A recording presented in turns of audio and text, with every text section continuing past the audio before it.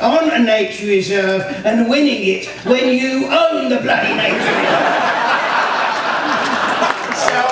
What made you say? I've been bitter ever since. Never got over that. No, you should worry, Tim. I mean, Tim? Tim? No, that's Tim. No, all right. He's a big one, yes. Go on, Mark. well, you're talking about destroying things. It's just your credibility. I had to get over that fence. That destroyed a lot more than your credibility. Clearly it didn't, because he became a father after. That was filmed in 1943. I was too. Anyway. The other thing that really, I must admit, the other thing that really does strike me about that is there isn't a woman inside. Yeah, that's true. Yeah. Well, very, very sexist, I'd say. I would, and I still do. It's better than it used to be. Look at the But I'm audience. serious about that. I'm serious about that. It always bothers me. Yeah. You know, when you get this situation where it's all a bloke's thing. Oh, it's gone quiet now, hasn't it? Where's the feminist group at the back? I didn't At the front. Yes, good, all right, yeah. But I'm very happy to say that's one of the things that has improved a great deal. You know, if one's thinking, as you tend to do on the 25th anniversary, look back and what's changed. And I'm happy to say there are far, far, far more women involved in conservation and so on and so forth than there used to be. Actually putting their selves and their time on the line and doing the hard work. Yeah, and it's so much better for it. So much better. Well done.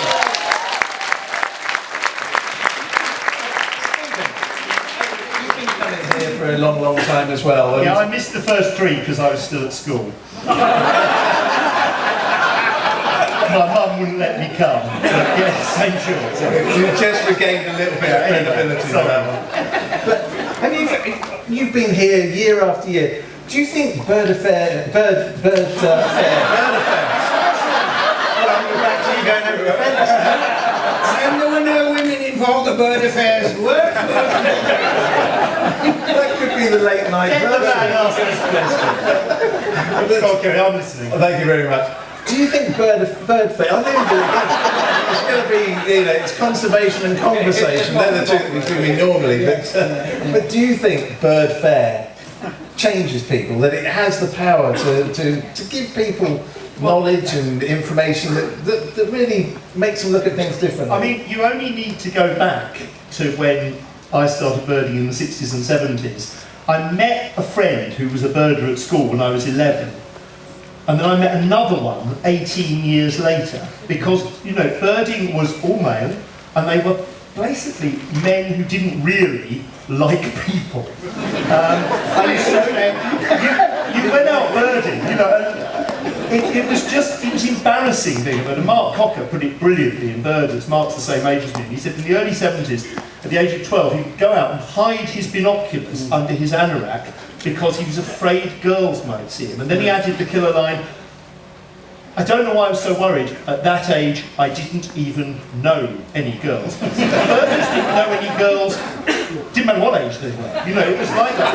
It was the most, birding was, it was a bit of a joke. People made stupid jokes about it. You know, Bill says, you know, all 2 legs, all your birds are 2 down, oh yeah. And, you know, it's astonishing how it's changed today. And Martin has said, he said the other day, and he said tonight, and he's quite right, that Bird Fair's like a big family. And what Bird Fair gives us is a sense of community, which began as a real thing in a field in Rutland, and has extended now to the fact that we all have email now and Twitter and things, so we commune the rest of the year. We used to only meet once a year, now we talk to each other all year round. And personally, it's my favourite weekend of the year. You know, I bring my family, we have a brilliant time. Everyone knows everyone else, everyone has a great time. And new people come in, some friends of mine have come today who've never been before, and they say, this is great, isn't it? Because everyone's so friendly. And it's a cynical thing to say, but the world isn't necessarily that friendly, and here it is, and there's nothing wrong with that. I think it's brilliant. Agree with all Oh, that. that's it now. It was You've done it. I so identify with what Stephen said because it was, and I think I termed it once, the hobby that dare not speak its name. And that was absolutely true. You could get beaten up at school, no trouble at all. You know, if you meant, I'm a bird watcher, thumping, you know, it really was. Unwin, the great northeastern bird, is sadly no longer with us, but Brian grew up in a pit village in Durham in the mid-50s, and he said it was like Billy Elliot. If you said you were a bird, it was like saying you were a male ballet dancer. I haven't seen too many in that phonetic out of the It's crazy now, he's got half the Brit Awards here, you know. I mean, there's rock musicians into birds. Apparently, according to the Expressists, Paul McCartney's into birds. Mick Jagger, Jarvis Cocker, although when I googled that, I found I'd said it. So it may not necessarily be true. You phoned to check with me if it was true, I think. Yeah, and you said, oh yeah, it is, it's here on the internet. Oh, no, it's not. You wrote it. Yeah, I do that a lot. But there are a lot of people into birds from all walks of life, all sexes, all ages. All sexes? Name them all. Well, I can only think of two at the moment, but Come back to me. anyway. The one regrettable thing, Stephen, though, I still feel, yes, there are all kinds of people into birds, but the people who can really affect the environment, habitats, life on Earth in general, there aren't enough people into birds or any other kind of wildlife, because you name them, we've got the rock stars, yeah, but where are the politicians, where are the owners of big businesses, etc., etc.? But fortunately, tomorrow night, and this is a shameless plug, they can watch, and they will all be tuning in at 5:35, they can watch Britain's Big Wildlife Revival on BBC One and see the light. They can convert, thanks to people like Bill and many other, Nick Baker who's here and many others, they can convert to the light side. But Bill's absolutely right, it is scandalous that our politicians and civil servants and all sorts of people have allowed. Please watch Yolo Williams' stuff on YouTube. He's had a go, hasn't he? And there's a terrible thing out there where people should care about nature and somehow they're blind to it. And we've got to convert them. We've got to stop pussyfooting around there. We've got to get out there and convert people. We've got to be like evangelical Christian preachers. We have to go out and convert people to nature. I'm serious about this. So you converted Kerry, cool rock guy. If it can happen to me, it can happen to anyone. It really is, I think, that's what I love about what you're doing at the moment, Bill. Because you're going out there and being angry, but angry for a reason. And there is nothing wrong with being angry with some of these corporations and these businesses. They're actually making token gestures that really need to be pointed out to everyone. And I think what you're doing is absolutely admirable, and I love all the stuff that you've done.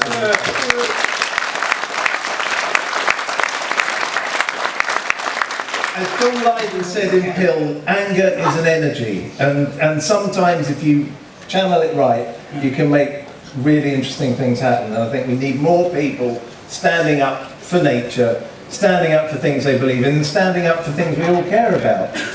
And that's what Bird Fair always does every year. It reminds all of us of these important facts. All I need to add to it is a couple of dollops of Stephen's optimism.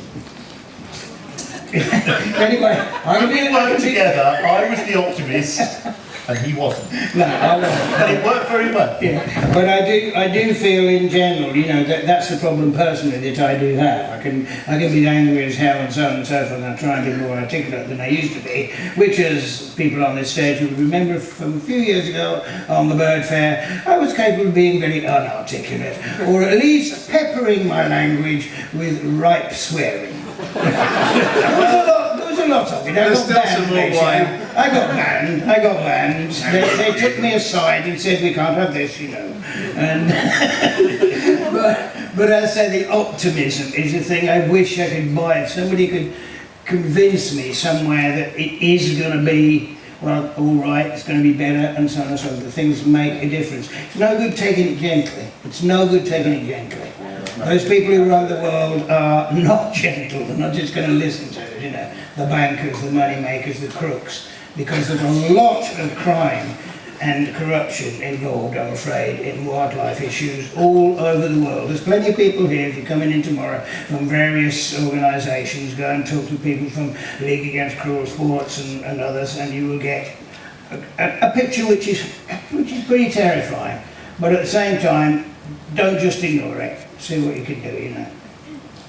Okay, well, I think all of that's true, and what I'd like to do now is we have another very interesting guest who's coming on, which Tim and Martin didn't know till the last minute was appearing, and that's Marco Lambertini, who's the CEO of BirdLife International, who'd like to come on. We'll need to get